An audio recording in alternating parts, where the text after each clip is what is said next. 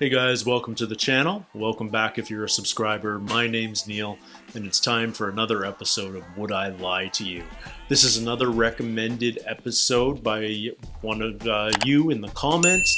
This is episode 6 from series 11. It's an episode featuring Claudia Winkleman, who gets repeatedly requested from all of you. She's incredibly popular and highly recommended. It's also got Sara Pascoe from Taskmaster. I believe she did season 3 or 4 of Taskmaster, so it'll be good to see her again. I've also seen Sara appear on QI a lot lately. So yeah, I don't have much more to say. I'm looking forward to some fresh Claudia material, and yeah, let's jump right into it. This is episode 6 from series 11 of Would I Lie to You? On Lee Mack's team tonight, when she was young, she wanted to be a vet or a comedian. Either way, she'd have to practice her put-downs. It's Sara Pascoe. And he's a former world snooker champion. In fact, just today, he got a 147. Dropped him off right outside the studio. It's Steve Davis. He's an actor who got rid of his TV set because there was so much rubbish on it. I can only apologise. From Line of Duty, it's Craig Parkinson. She went to Cambridge, where she got an MA in History of Art. Just like Lee, she's as clever as she is beautiful. It's Claudia Winkleman.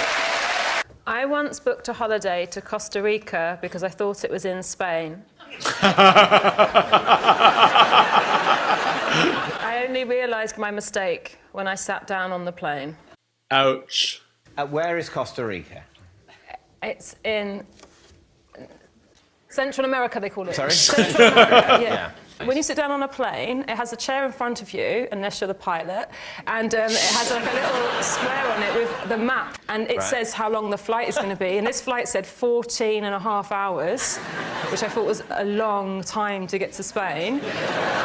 That seems excessive even for London to Costa Rica. And so it had all of the dots, and the dots were going away from Europe to Central America. I was going to do a yoga retreat. No, I booked the holiday, and this is bad, on a lunch break on my iPhone while crying. So I was paying Okay. I'd just broken up with my boyfriend, and I decided that rather than being sad in the UK, I was going to go away and do something like really healthy. Well, I was Googling yoga retreats, and when it said Costa Rica... And in your mind, you've always associated Costa Rica. Yeah, Costa, I see. Yeah, it's Costa in Spain. del Sol. Yeah. Yes. Well, there is a logic to it. Of course. I love the way you turned as if it was them that didn't quite understand that.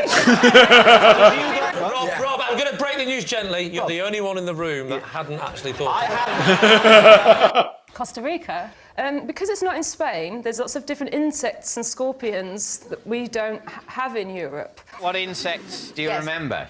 Tarantulas. They're not insects, they're arachnids. So. All right, David. Okay. Jeez, David. Let's be factually inaccurate, shall we? Because that never causes any problems as you enter the 9th hour of your flight. This is why education is so important. Wow. Did you see any monkeys? Yes. What kind? Black and white ones. This has all been noted. Continue. It checks out. That does check out. Do you remember how you paid for it? On a debit card. 'Cause Right. things are going fine. It's a little bit over the Spanish budget. No, I didn't, actually. Was it a direct flight? It was over Christmas, New Year. London to everything's San much more Jose. expensive. You were going away for Christmas. You don't want to be on your own at Christmas. Not in For London. this is the classic bride and Do you know what? chattel line.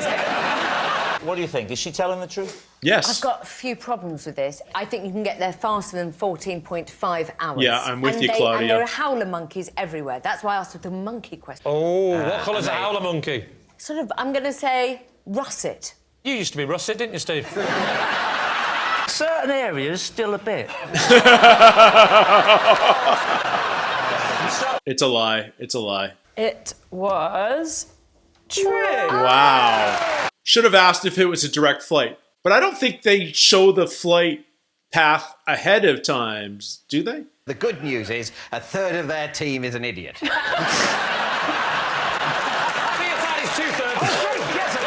When I was 8, for about a year, I insisted my parents set an extra place at the dinner table for Steve Davis. Who's...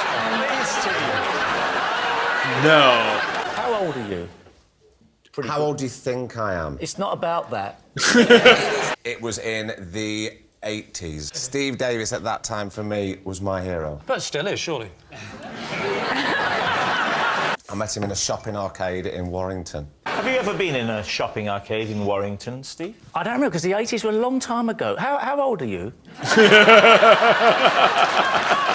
What was Steve doing in the shopping arcade? Signing things for Yeah, people. I did sign. And did you take something to sign? No, because it was a spur-of-the-moment thing. I didn't even know he was going to be there. Oh. He said, keep up, because I said I really wanted to try and play snooker. He said, you've got to keep practising and practising. To say that. I used to say that. Did you used to say yeah, that? a lot of times. It really spurred me on, even though I wasn't even tall enough to start playing snooker. I used to just want him to be there all the time at mealtimes. It made me feel very safe.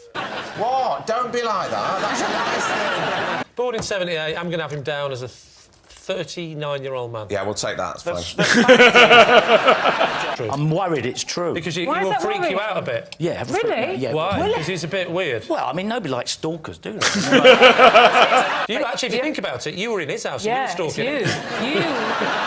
How many times had Steve won the World Snooker Championship at the age of sort of mid-80s? 3. 3. Does that add up? Yeah. Why didn't you have an imaginary Bill Werbenick? Because I'd never seen anybody quite like Steve Davis. It's a really weird thing to do at home. I believe that he was a big fan, but setting a place at the table for a year seems super creepy. And the thing is, if I say it's true because I've been sucked in, how stupid am I? I'll be the third stupid person on this team. It's a lie. I think we're going to have to say true, then. It's a lie. It's a lie. It was a lie.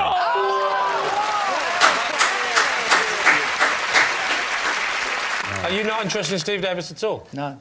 I did like his character when he was spitting image. I like that. So please welcome this week's special guest, Aubrey. This is Aubrey. When he goes on holiday, I look after his pet snail. This is Aubrey. He once followed me home for 10 miles just to return my jar of mango chutney. This is Aubrey. We were once threatened with eviction after we stole and fried our housemate's socks. None of these ring snail. true. Describe it. It's got a shell and an undercarriage. Welcome to Steve Davis Natural History.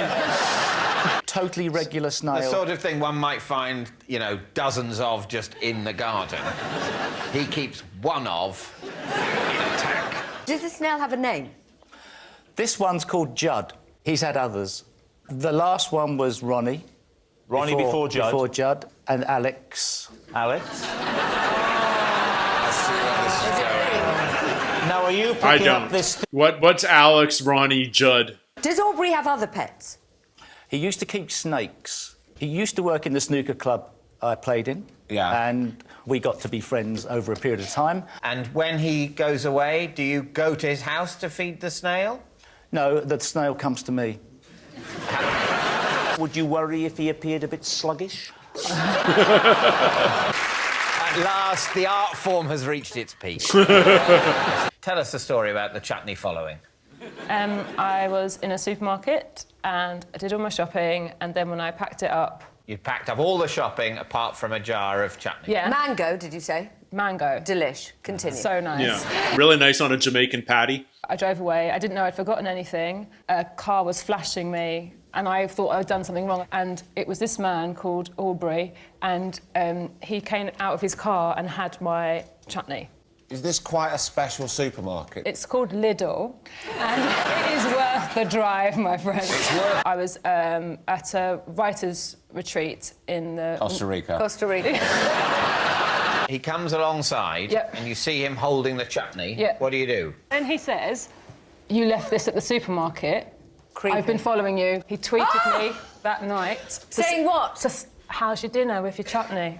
So, So Anna, this is the first time you've seen your stalker since... It's a year. And he brought it back to... If For that 10 makes you a miles. stalker... For then 10 I'm with miles. Claudia. It's... Did you definitely leave the chutney there, or did he just pick anything off a shelf and then follow you, and he's here now? found the jar of chutney.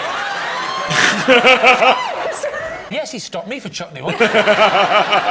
Her reaction was like kind of genuine there. It was on New Year's Eve. Right. And we were about to go out celebrating. And we may have been, in my more carefree days, a little bit worse for wear. So how did you fry them? Well, as anyone knows, get a bit of butter in, get it all hot, nice and heated, lay the sock like a thin piece of steak, one side, all you're doing is searing the edges, you don't want to cook them in. Me and Aubrey had been travelling together in Australia, and we were in Australia at the time. Did I tell you that? No. Oh, well, I just have. Who found them the next day? The mother of the flatmate. No way. Yes, way. So I was still asleep, and it was Aubrey that got the grief of the mother. Right. What was she so cross about? What was she so cross about? We fried her daughter's underwear. Socks is not underwear. They are where I wear them.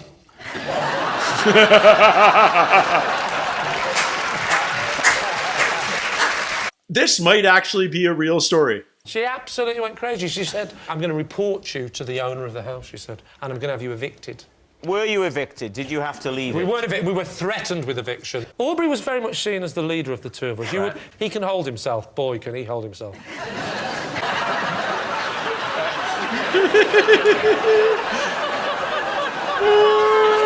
You were told not to smile!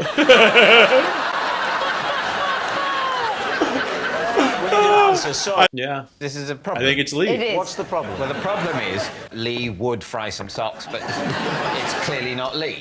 So Socks, Lee, you're saying socks. yeah. OK, Socks. in Why that not? case. I'm Aubrey, and Lee and I fried our housemate's socks. Yeah. You are told not to smile. Honestly, it kind of looks like Rob Brydon in the old photo. whilst trying to take a picture on a ramble, a big horse bent my selfie stick.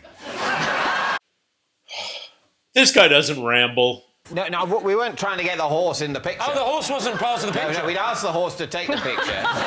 Why don't you come out and imagine Okay. you're in the countryside Yes, and you could... And Rob, with that face, you can play the horse.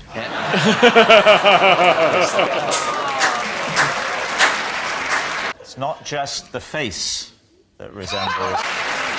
My apologies. I don't really want to touch it now. All right, here we go. So I've reared up onto my hind legs. It didn't rear up. It just sort of danced about a bit. You worry about playing a repressed middle-aged Englishman. Skittish horse.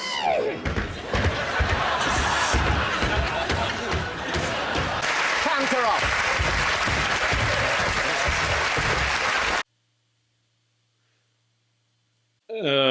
Rob Brydon. You didn't need to do any of Really that. reminded me why I don't go to the theatre. It's reminding a lot of other people why they don't watch much television. I think it's a lie. Because Go- of the selfie stick. Yeah. Yeah, it's a lie. Well, it is a lie. Yeah. I once returned a T-shirt to a shop, furious that it had shrunk in the wash, only to discover, mid-complaint, it was in fact my 7-year-old son's. I got it from Gap, and he got it from Gap Kids. And I just grabbed it, put it on, thought, oh, it's shrunk. I had no reason to believe it was any... I didn't check the label. That was my T-shirt, as far as I was concerned. I was in a queue for ages. Someone shouted next, and so I thought I'm in the wrong shop. I went to the counter and I said, I'm not happy. Yes. What did they say? They said, well, which one of the dwarfs are you? You actually put on your son's T-shirt. 7-year-old Well, I didn't want to say it on national television. My son is clinically obese. You forced my hand, so now I've got to say it, OK? So thank you for that. Thank you. Surely your T-shirt and your son's T-shirt would have shrunk at the same rate. He didn't know his child's Nothing T-shirt was shrunk. in there. Yeah. Nothing actually shrunk. Just his son's T-shirt. Oh, I see. No shrinkage is involved. OK. You following this? So why were you complaining?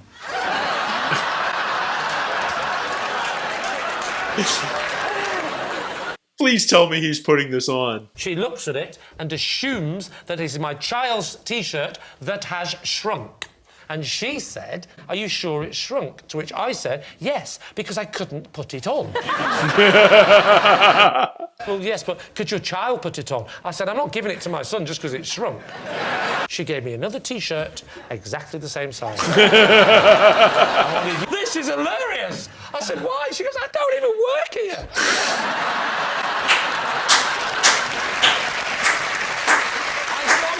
We don't need to guess. It's a lie. Yes. It's a lie. Yeah. I can reveal that David's team have won by 3 points to 2. Thank you for watching. We'll see you next time. Good night.